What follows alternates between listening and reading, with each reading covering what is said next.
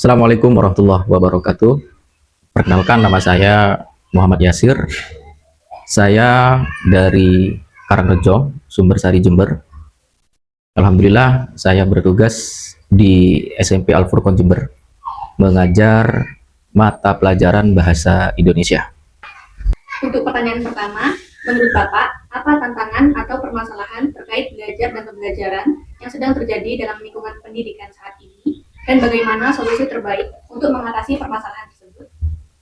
Oke, terkait pertanyaan nomor satu tadi, yang saya lihat di sekolah itu permasalahan yang sering terjadi itu ada pelanggaran-pelanggaran yang biasanya anak-anak sering lakukan. Yang pertama itu kedisiplinan terkait jam masuk siswa, itu masih banyak siswa yang telat. Yang kedua, perundungan, ini masih terjadi di zaman sekarang, yaitu bullying. Contoh kecilnya biasanya anak-anak itu memanggil nama orang tuanya ke temannya, itu salah satu bibit-bibit bullying. Terus yang ketiga yaitu terkait tentang bagaimana anak-anak ini untuk semangat dalam belajar. Biasanya anak-anak sekarang itu motivasi dalam pembelajarannya itu susah. Nah, ini tantangan kita untuk betul-betul melihat anak-anak dalam segi yang lain, bukan dalam satu segi saja. Nah, untuk solusinya kita harus lebih mendekatkan diri lagi ke anak-anak dan mengasah diri kita untuk betul-betul memberikan metode strategi yang kita ajarkan lebih spesifik lagi. Kenapa? Karena anak-anak sekarang butuh sekali pendekatan oleh guru. Kalau anak-anak kita biarkan, maka anak-anak akan berjalan sendiri tanpa arah. Nah, ini juga berhubungan dengan tata tertib sekolah yang kita harus betul-betul floorkan ke anak-anak bahwasanya ketika melakukan kesalahan, nanti akan ada punishment yang harus diterima. Nah, sebelum melakukan kesalahan, jadi kita sebagai guru mencontohkan terlebih dahulu.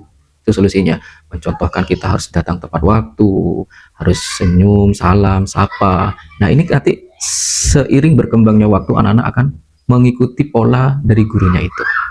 Nah, itu terkait pertanyaan pertama. Untuk pertanyaan kedua, apa saja tantangan atau permasalahan yang saat ini dihadapi dalam pembelajaran bahasa Indonesia, baik dari sisi peserta didik maupun proses pembelajarannya? Bagaimana upaya atau solusi yang dapat dilakukan untuk mengatasi permasalahan tersebut? Oke, ini pertanyaan kedua lebih ke permasalahan dan solusi dalam pembelajaran bahasa Indonesia. Jadi dari pendidik dulu ya, dari gurunya dulu, permasalahan-permasalahannya biasanya kita harus menyiapkan model ajar atau perangkat ajar yang betul-betul mengikuti zaman sekarang atau up to date. Salah satu contohnya dalam bab berita. Nah, jadi kita harus betul-betul ngambil dari situasi atau masalah yang ada di zaman sekarang. Jadi kita harus mencocokkan dengan perangkat ajar kita biar anak-anak juga mengikuti perkembangan zaman yang ada di saat ini. Itu biasanya sebagai pendidik sering kelewat di situ. Jadi ketika perangkat ajarnya tidak sesuai dengan zaman atau di tren saat ini, maka anak-anak biasanya jenuh dalam mengikuti pola ajar yang kita berikan. Dalam segi siswanya, dalam proses pembelajaran, bahasa Indonesia sering kali dianggap bahasa yang sudah dipahami, yang sudah di luar di luar kepala kita. Itu anak-anak sudah merasa, wah, apa sih bahasa Indonesia, kita sudah pintar kok. Nah, kita harus betul-betul meyakini bahwasanya bahasa Indonesia ini kalau saya mengistilahkan itu seperti pohon. Anak-anak itu sering melihat daun, ranting, batangnya saja. Tetapi dalam bahasa Indonesia itu ada akar yang kita harus gali lebih dalam lagi biar kita mengetahui struktur di dalamnya. Nah, jadi kita harus ajarkan bahwasanya bahasa Indonesia itu banyak yang harus kita ajarkan atau kita pelajari. Nah, dari siswanya biasanya dalam bab-bab yang bikin yang bikin jenuh, itu biasanya bab tentang teks pidato, terus bab puisi. Nah, itu anak-anak rasa percaya diri di zaman sekarang ini mulai luntur ya. Dalam segi teks pidato, anak-anak menurut saya dengan terbantunya AI, dengan terbantunya teknologi hal-hal yang atau aplikasi-aplikasi yang lain, itu anak-anak sangat mudah untuk diberikan ini ya, tugas, pasti selesai. Nah, dalam proses pengerjaannya sudah bisa, tetapi dalam proses praktik anak-anak masih belum benar-benar menguasai apa yang kita berikan. Oleh karena itu, sebagai pendidik, cara kita bagaimana anak-anak ini lebih percaya diri lagi. Terus tentang puisi kalau di Gen Z sekarang puisi itu seperti kayak alay, seperti itu ya, seperti kayak apa sih Pak bahasa kok dinaik turunkan, nah seperti itu. Tapi dengan puisi anak-anak itu belajar tentang bagaimana cara mencurahkan apa isi hati kita melalui tulisan. Itu yang harus kita pahami. Biasanya kesulitannya di dalam bahasa Indonesia yang saya alami itu di dua bab itu, seperti itu. Untuk solusinya, jadi kita sebagai pendidik harus betul-betul memberikan eh, media atau sarana ke anak-anak yang mungkin anak-anak bisa terarah lagi.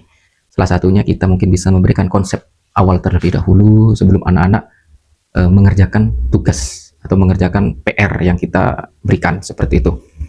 Nah, dalam contoh yang saya sebutkan tadi di teks pidato dan puisi, kita harus sadari betul bahwasanya motivasi betul anak-anak itu tidak semerta-merta mengerjakan tugas yang kita berikan, tapi harus paham dulu teks pidato itu bukan hanya tentang isi, tetapi tentang bagaimana bentuk ekspresi atau apa yang kita inginkan itu bisa berpengaruh kepada orang lain. Yang mempersuasifkan isi itu biar diikuti oleh orang lain. Itu teks pidato. Jadi solusinya kita betul-betul memberikan intisari kepada anak-anak bahwasanya apa yang kita inginkan, apa yang kita mau ajak ke orang-orang itu harus betul-betul terkonsep di teks pidato. Kalau teks puisi itu harus betul-betul anak-anaknya yang sadar teks puisi ini sebagai curahan hati. Bukan tentang masalah. Bisa tentang masalah, tapi bukan semuanya tentang masalah. Baik kehidupannya, orang tuanya, kepada Tuhannya. Ini kita bisa florkan ke dalam tulisan yang dimana dirangkai dengan diksi dan makna yang indah di situ. Jadi solusinya kita sebagai pendidik harus pintar-pintar memberikan sarana ke siswa dan siswa harapannya betul-betul mengikuti apa yang kita inginkan seperti itu. Untuk pertanyaan ketiga, menurut Bapak sejauh mana perkembangan teknologi dan penggunaan media digital memengaruhi proses belajar dan pembelajaran saat ini? Apakah dampaknya lebih banyak memberikan manfaat atau justru menimbulkan tantangan baru dalam pendidikan? Berbicara tentang teknologi yang dimana diterapkan dalam proses pembelajaran, itu sangat-sangat bermanfaat sekali di zaman sekarang. Tetapi kita juga harus sadar, ada sisi-sisi yang memang seringkali dibuat sesuatu yang kurang baik oleh siswa, terutama juga kadang oleh kita. Salah satu contohnya dalam hal membuat perangkat ajar atau RPP. Jadi masih banyak sebenarnya di luar sana saking malasnya membuat perangkat akhirnya tinggal copy paste dari internet sehingga lupa kalau kita harus memberikan sesuatu yang up to date kepada peserta didik sesuai dengan RPP yang kita rancang. Dimudahkan, saking dimudahkannya kita lupa bahwasanya anak-anak juga butuh rancangan apa yang kita buat. Untuk peserta didik ini sangat-sangat bermanfaat sekali teknologi yang dimana sebagai proses pendukung penuh pembelajaran. Siswa itu harus betul-betul memilah dan memilih teknologi apa yang digunakan. Bukan tentang bagaimana penggunaannya saja, harus disaring. Salah satu contoh, di dalam kelas kita sudah menerapkan pembelajaran audiovisual, kita sudah menerapkan media-media pembelajaran dari teknologi, contohnya dalam hal teks eksplanasi, itu betul-betul diberikan contoh yang sangat spesifik, karena teks eksplanasi itu betul-betul ini ya, harus anak-anak ini melihat data-data yang akurat seperti itu. Terus salah satu contohnya juga di teks laporan hasil percobaan, itu kita betul-betul memanfaatkan teknologi biar hasilnya juga spesifik dan enak untuk diterapkan atau di-share ke yang lain. Ini sangat-sangat bermanfaat. Tetapi kadang juga siswa itu yaitu memanfaatkan secara berlebihan. Salah satunya ketika kita memberikan tugas, sedikit lengah guru yang dikerjakan bukan tugas. Ada yang bermain game, bukan kita tidak membolehkan main game, ya boleh. Cuman tempat dan waktunya aja yang harus kita sadarkan ke anak-anak seperti itu. Mungkin seperti itu. Untuk pertanyaan yang Seperti yang kita tahu, setiap peserta didik pastinya memiliki cara belajar yang berbeda-beda. Menurut Bapak, bagaimana cara mengatasi permasalahan yang muncul akibat dari perbedaan cara belajar yang dimiliki oleh peserta didik dan bagaimana cara menyesuaikan? Baik, pastinya kita melihat situasi seperti itu tuh betul-betul ini ya, betul-betul spesifik. Karena kalau kita condong kepada satu anak atau satu eh, lingkup, contoh lingkup yang berprestasi saja, sebagai pendidik mengajarnya lebih condong ke yang berprestasi, sedangkan yang nggak berprestasi malah dikesampingkan, itu sangat-sangat tidak memiliki jiwa pendidik. Jadi tugas kita memang harus melihat semuanya sama. Sama dalam artian proses pemberian pengetahuan itu sama. Nah, pastinya di dalam dinamika sekolah, dinamika ini ya, dinamika sebagai guru, sebagai pengajar, pasti kita menjumpai seperti itu. Bagaimana sih menyikapinya? Jadi mungkin yang saya lakukan di sekolah untuk anak-anak yang ini ya, yang memiliki keterbatasan pola pikir, entah proses atau prestasi belajarnya yang turun, ini bagaimana? Kalau saya biasanya melalui proses pendekatan. Saya tanya, kenapa kok seperti itu? Ketika anak-anaknya sudah mulai keluar, curhatannya, ternyata permasalahannya didasarkan A. Ini biasanya saya langsung coba secara diam-diam dan secara tanpa pengetahuan anaknya, saya coba komunikasikan juga dengan orang tuanya. Seperti itu. Ada apa sih di rumah? Nah, ketika permasalahannya sama-sama keluar, baik dari anaknya maupun dari orang tuanya, ini kita sudah bisa mengetahui anak ini harus kita beri formula yang sesuai. Nah, caranya bagaimana?